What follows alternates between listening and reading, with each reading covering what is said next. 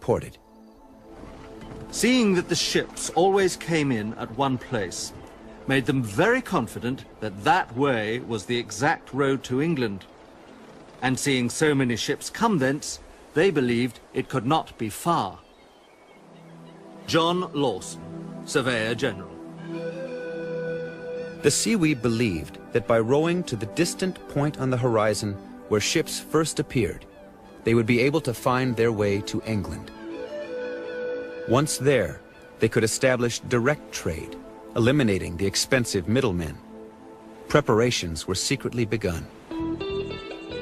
It was agreed upon immediately to make an addition of their fleet by building more canoes, and those to be of the best sort and biggest size, as fit for their intended discovery. Some Indians were employed about making the canoes, others to hunting, everyone to the post he was most fit for. All endeavors tending towards an able fleet and cargo for Europe. John Lawson, Surveyor General. After months of preparation, the canoes were loaded with hides, pelts, and the most valuable possessions of the Seawee nation. All able-bodied men and women boarded the vessels and launched into the surf, leaving behind only the children, the sick, and the very old. The Seawee nation had become a flotilla. But as they entered open ocean, their fragile endeavor turned disastrous. A gale blew up. High seas engulfed the Seawee canoes.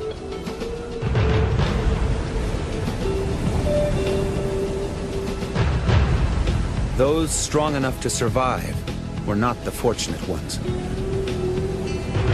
They were rescued by a passing English slave ship, only to be delivered to the auction block in the West Indies. In an instant, the Seawee nation ceased to exist. Its people had become a commodity. They were not alone.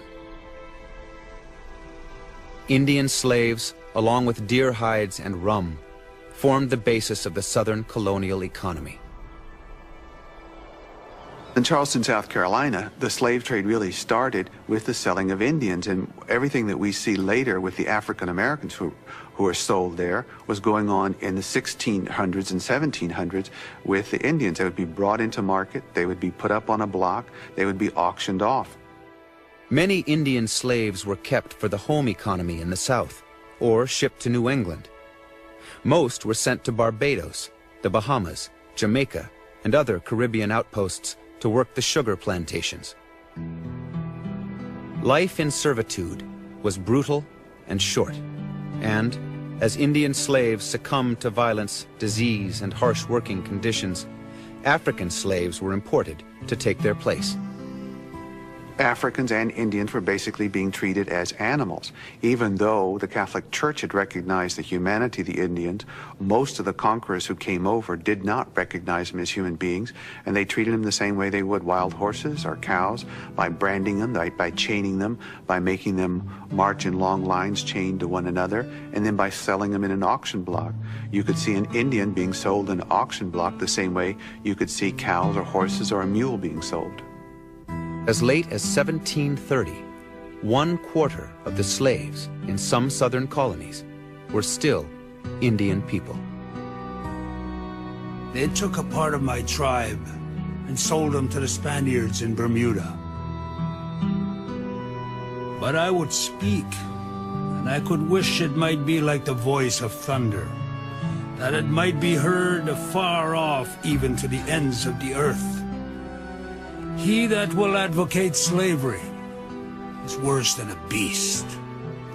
And he that will not set his face against its corrupt principles is a coward, and not worthy of being numbered among men. William Apis, Pequot.